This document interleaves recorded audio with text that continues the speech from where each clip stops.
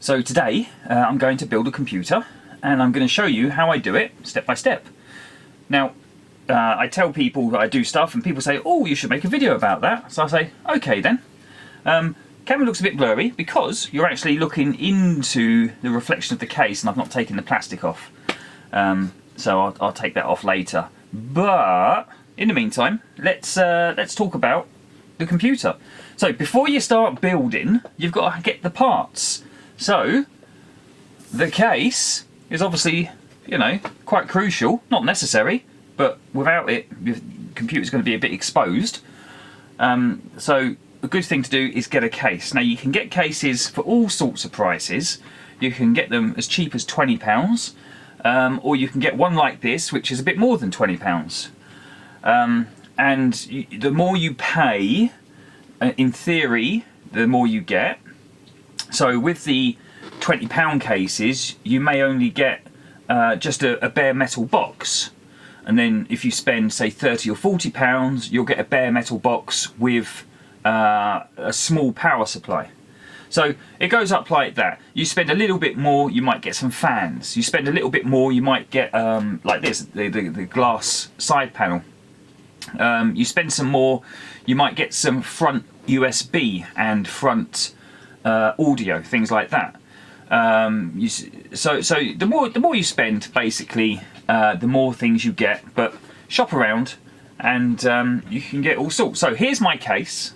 It's a Corsair graphite T780, I think, is the model that I'm using here, and it cost about £180. And you say, oh, that's a lot for a case. It's like, yeah, but it's very big. It's got lots of airflow, lots of room for expansion. So this is what I want. So this is what I got, and you get what you can afford, and you get what you want. So now on cases, normally to access them, you'll have some screws at the back. On this case, there's a handle at the top, and what you do is you just pull it back, and off comes the case. And now we can see the insides of the case.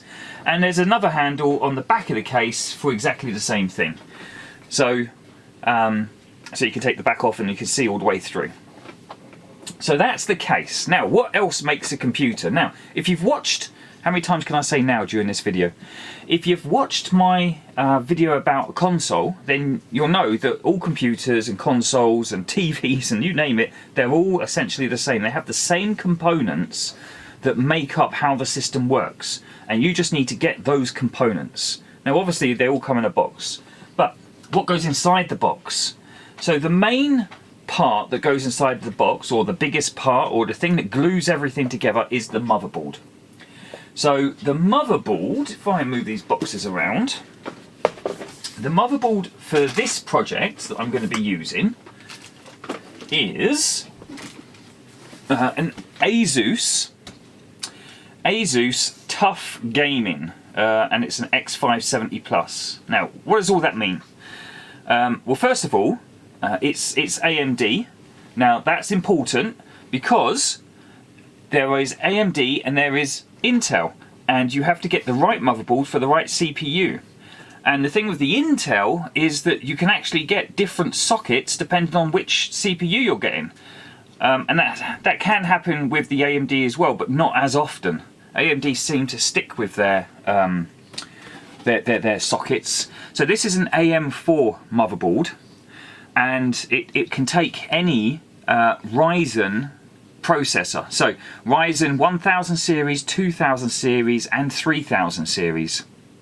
And probably with a BIOS update, it can take ones further than that. But that's what this one can take at the moment. So tough. What does tough mean? Well, tough means that it is very, very tough, and tough as in it's very stable and very durable. So they couldn't call it the durable gaming PC. It doesn't sound as cool, so they called it the tough gaming motherboard. And so the capacitors on there have, they call them military grade capacitors, so they can run at high temperature for many years. So I think this has got a 5-year warranty on it, because they believe that the capacitors will be able to run at that temperature for a while. Okay, so the motherboard, and what does the motherboard look like? Well, that's a box. The actual motherboard is this thing here, and it's in this bag. Now this bag is not a plastic bag, even though it's made of plastic, but it's coated in a foil, and you can probably see it's sort of foily as well as plasticky. And the reason for that is it keeps this static electricity. So you when you walk around your house and you've got your slippers on, you start to build up static electricity. Then you touch something metal and you get a shock off of it. Well, those shocks can kill electronics. So they keep them inside these anti-static bags to stop it dying, basically. So what are the parts on the motherboard? So we've just said that. So we've just said, what is the motherboard? The motherboard sits inside the case, in there, and it connects everything together. And this case is quite a big case, so the motherboard looks quite tiny inside compared to other cases, but that's good. It means you can work around it. So the motherboard has some main components. So the main components are the CPU, which goes in the middle there, in that square area. CPU slots in there, and then a big heat sink sits on top. These here, these long slots here, these are for the RAM. So you get the RAM, you plug it in there, and that's your short-time memory for the computer to load programs into. So the more RAM, the faster your computer is, because it's less time going to the hard drive. So it's always good to have lots of RAM. 16 gig is the recommended for a gaming PC nowadays. This slot here, and the similar slot here, these are the PCI. If we can tell you what, I'm going to take it out the bag so we can actually see what it looks like, because all that shininess is a bit difficult to see. Okay, so as I was saying, there we go. Right, as I was saying, CPU, RAM, and then these slots and this slot are PCI or PCIe. And that's for where, so this one primarily is for your graphics card. When you've got a 3D graphics card, that's where you will slot that into, and that will give you your super duper frames per second in Fortnite or whatever you're playing. Then you have these slots. Now these are called M.2 or NVMe. And there's one there, and there's one underneath this heatsink. And what they do is, that's a very, very fast hard drive that connects directly to the PCI bus, which is this long slot here. So it gets into the CPU very fast. Whereas if you use SATA, which is on the end here, these are the older style of hard drives, not the very old style like IDE or anything, but the SATA drives are a bit slower. So SATA drive is 16 gig per second, and the NVMe, in theory, I think it's something like 40 gig or faster. It's quite fast anyway. So if you switch between SATA to NVMe, you'll find the NVMe should boot faster. This particular board is PCIe version 4, and because I'm using a Gen 3 Zen, that's what makes it a 4. If I was using a 2000 CPU, it would only be a PCI 3 board. And what that means is that if you've got a graphics card which is PCIe 4, then you'd want to be using this board with a 3000 or greater CPU, otherwise you won't get that speed out of it. It will still work, it will just be slower. You don't get the benefits. So, speaking of SATA, what is SATA? Well, SATA is the connector on the old style hard drive. So this is an old style hard drive, and it's got the same connector there. It doesn't focus. I'll focus on my hand. Is the autofocus even on? Anyway, so same connector there. Trust me on that. Is the same connector here. And what you do is you use a SATA connector, and that connects them two together. The longer bit of cable there is for the power. Okay, so that's your motherboard. So you need CPU, you need RAM, and you need a graphics card. You don't need a graphics card because some of these motherboards have graphics cards built into the motherboard. They call them iGPUs. So integrated graphics. Not very good. Sometimes it's in the CPU itself, like the Intels. Sometimes it's on board on the actual motherboard. Not very good. Not very good for gaming. Not recommended. Let's get that back in. If you're building your own motherboard, if you're building your own computer, it's best to get a graphics card. Even if it's not a very good one, it's probably still better than the integrated graphics. So just keep that in mind. Okay, so what is RAM? RAM is where you load your games into. So when you start up a game, it copies all of the game file into RAM, and then those files run from the RAM. So it's much faster to actually access them. So this is the RAM I'm going to be putting in. Vengeance RGB Pro. RGB stands for red, green, blue. It just means it's got lights on top, and obviously everybody know lights make it faster. So yeah. So now the RAM is DDR4 because the motherboard is DDR4, and the processor is running at today's processor is running at 3600 megahertz. So I've got RAM and processor to match at base speed. Obviously the processor can boost in speed, but it's good to have RAM of a speed equal to the processor to get the most out of it. Yeah, so there you go. There's 2 sticks of RAM in there, and they will just plug into those slots on the motherboard, and you've got your RAM. Excellent. So what do we need? So to get this all together, we've looked at the hard drive. Eventually I'm going to be putting an NVMe drive in there, but not today. Today I'm just playing around, so it's going to be a SATA. We looked at the motherboard. We looked at the RAM. What we haven't looked at is power. So this is big and heavy. So this is the power supply, and it is a EVGA 850 GQ. Ignore the dog in the background. He's can see the cat and it's winding them up. So this thing will power everything on this board, and on the back you can see they call it modular, and what that means is that you don't have to plug in all the cables. You only have to plug in the ones that you need. So by default you've got this one here, and this one here will plug into the motherboard and supply all the power. It's quite a big one. Don't do it. The rest of them are 4 different things. So we've got VGA 1, 2, 3 and 4. And you say, well, what does that mean? And there's 8 pins in each. Well, graphics cards, there's not enough power coming through the PCIe slot to power the fans and the amount of wattage that goes through to the GPU, the thing that does all of the 3D calculations. So they can draw, you know, hundreds of watts in some cases, and that's a lot of power over a 12-volt line. So you need really thick cables, or you can have its own power supply. So that's what we do in this case, is that when we plug in the graphics card to the motherboard, we supply external power directly to the graphics card, sorry, to give it that extra current that it requires to actually run. And the same goes for the CPU. That these old connectors, these are actually very old connectors now. These are, you know, these ATX connectors have been around for many years, 20 plus years. So these connectors have been around for a very long time, 20 plus years.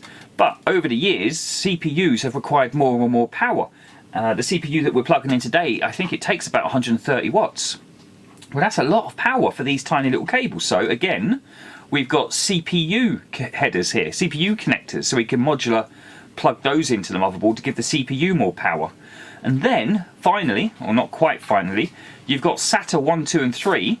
That will power things like your hard drives that are not NVMe. That it would be like your SATA drives, your SATA disk drive. So if you're using a CD-ROM or Blu-ray player, something like that, it will power them.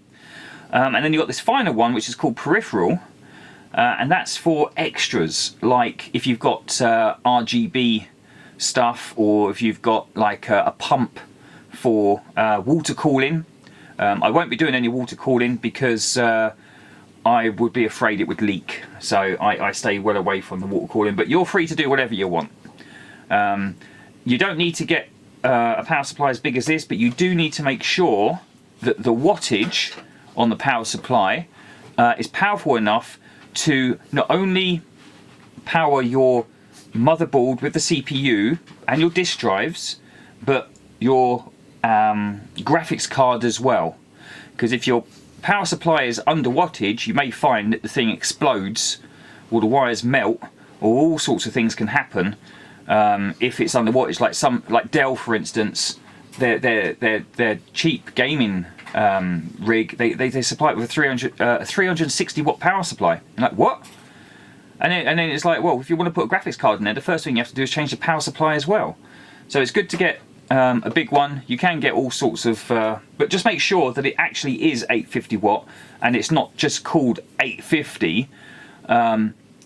So EVGA, Corsair, Be Quiet, those sorts of very reputable companies will when it says 850, it is 850. Other companies, you might get some cheaper brands and they call it the 1000 plus or something, or the 500 plus, and that's not really the true continuous output, the RMS. It may be the peak output. It can do bursts at 500, but really at continuous it's only 300 or whatever. So do make sure you check the power supply and all that. Now, what I didn't show you as part of the motherboard is this thing that comes with it, and this is a face plate, and what this does is it goes on the back of the case for the connectors of the back of the motherboard to poke through. I didn't even show the connectors at the back of the motherboard, did I? Let's get this out then and show those connectors. So get the motherboard back out, here we go. So the connectors on the back. Now, this is an old connector. I mean, depending on how old you are, you may never have seen this. This is called a PS2 connector. It's how keyboard and mice used to connect to a computer. I have no idea why they've got it back on. Maybe some people like it, I don't know. Now, the USB, when they're blue, that means that they're USB 3 point something, 3.1, 3.2, something like that. I say that looking at these sort of green ones and thinking, oh, I wonder if these are the faster 3.2 5 gigahertz ones. So maybe these are 3.1 or 3.0 and these are 3.2. Check your motherboard manual to find out is the answer to that. That's a display port. That's a HDMI, so you can connect your screen into either. The display port, I believe, gives you faster signal throughput, therefore you can get higher resolutions at a faster frame rate out of that. And also your audio can go down those cables as well. But if you've got separate speakers with an audio cable, you can plug it directly in, and this board supports surround sound, so depending on where you plug your speakers in is which speakers output which part of the sound. And then finally at the bottom there, that little funny thing is it's like a little laser. It's an optical audio, so you can plug it into an optical port if your amplifier supports it. That's USB Type C, so that's like your phone connector. And then this is I believe this is a 5 gigabit Ethernet connector, but I've only got a 1 gigabit network, so that will just go down to 1 gig. And that's it. That's the back of this motherboard, because it is literally just cut down to be the bare minimum just for gaming. And this is all you need for gaming. Okay.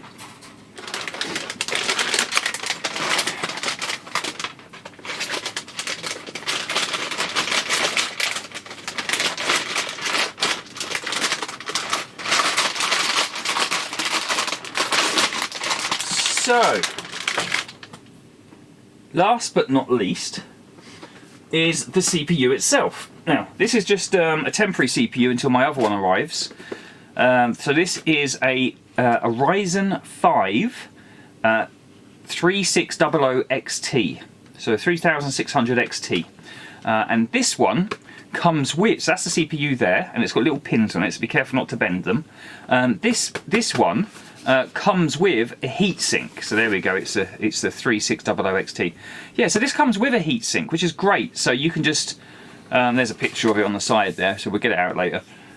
So you can just plug this straight in, and then put this supplied heatsink on it, and you're ready to go. As long as you don't overclock, you just stay at the base speeds. This will be good enough. So for today, I'm just going to put the bare basics together to get the computer going. So we're going to set the case up with all of these wires here. So there's lots and lots of wires to connect into the motherboard, to connect into the fans and all of that. There's like one dangling here and other stuff. Comes with screws and stuff. So I'm going to put in the motherboard. I'm going to set up the CPU. I'm going to put in the power supply, the RAM, the hard drive. That is enough to get a bare bones system going. But then you want some upgrades. So the upgrades that I'll be adding to this is I've got a graphics card which is on the floor at the moment in a big case, and that's a NVIDIA RTX 2080 Super. So that will give us some good 3D graphics. Later on I'll be swapping out this Ryzen for an R9. So currently it's R5, it's going to be a Ryzen 9, and that would be a 5900X. So more base speed, more boost speed, and more 12 cores instead of 6, so double the cores. And I'll be installing an NVMe drive. So all of those things will be in upgrade videos, but for now I'm just going to get the actual base system together, just to get you going, okay? And all the pitfalls and perils and things to watch out for, okay?